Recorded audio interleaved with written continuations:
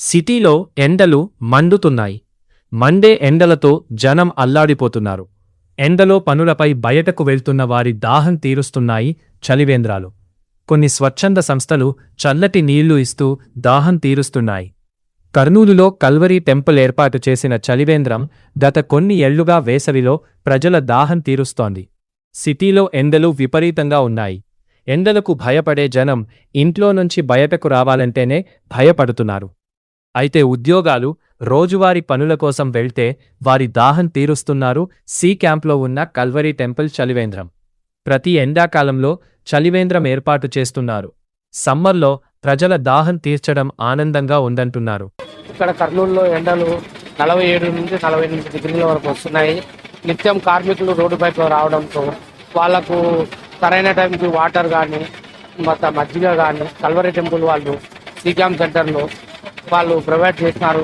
దాని ఫలితంగా ఇక్కడ కార్మికులు కానీ పాదచారులు కానీ వాళ్ళ దాహం తీర్చుకొని వారి యొక్క నిత్య పనులకు వెళ్తున్నారు. దానివల్ల వాళ్ళకి సంతోషంగా ఉన్నారు. కల్వరీ టెంపుల్ వాళ్ళకి కృతజ్ఞత. धूप ज़्यादा है, 50 डिग्री है धूप. अच्छा रखें भाई, अच्छा रखें, ठंडा रखें, अच्छा रखें. ठंडा पानी कोल्ड ड्रिंक है वो सही करता तो अच्छा भाई.